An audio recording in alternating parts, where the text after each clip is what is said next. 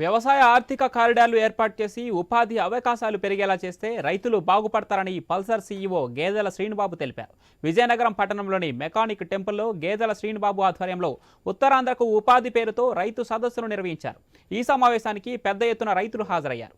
రైతులను దళారులు, మిల్లర్లు దోచుకుంటున్నారని, దీంతో రాను రాను వ్యవసాయం చేసేవారి సంఖ్య తగ్గిపోతుందని ఆయన ఆవేదన వ్యక్తం చేశారు. విజయనగరం జిల్లాలో 10 లక్షల ఎకరాల విస్తీర్ణంలో పంట భూములు ఉన్నాయని, కానీ వీటిలో 4 లక్షల ఎకరాలే సాగు అవుతున్నాయన్నారు. ఇప్పటికైనా ప్రభుత్వాలు వ్యవసాయ ఉత్పత్తులకు గిట్టుబాటు ధరను కల్పించాల్సిన అవసరం ఉందన్నారు.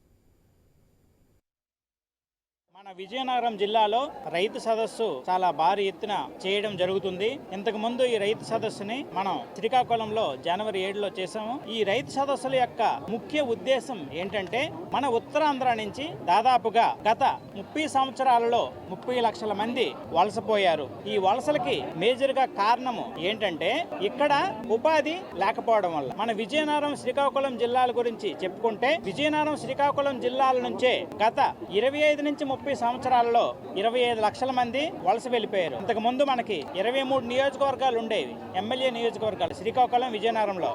ఇప్పుడు కేవలం 19 ఉన్నాయి. దీనికి కారణం ఏంటంటే, ఈ దుస్థితికి కారణం ఇక్కడ ఉన్న నీటి వనరులను, అలాగే వ్యవసాయ భూములను సవ్యంగా వినియోగించుకోలేకపోవడం. విజయనగరం జిల్లాలో సాగుకి అనువైన ప్రాంతం దాదాపుగా 4.5 లక్షల హెక్టార్లు, అంటే ఇంచుమించు 10 లక్షల ఎకరాలు. ఈ 10 లక్షల ఎకరాల్లో మనం సాగు చేస్తున్నది కేవలం 6 నుంచి 6.5 లక్షల ఎకరాలు. ఆ 6 నుంచి 6.5 లక్షల ఎకరాల్లో కూడా వ్యవసాయం ఆధారం మీద పండిస్తున్నది దాదాపుగా 4.5 లక్షల ఎకరాలు భూములు ఉన్నాయి. కానీ వీటిని వినియోగించుకోవడంలో మనం వెనకబడి ఉన్నాం. ఈరోజు మన విజయనగరం జిల్లాలో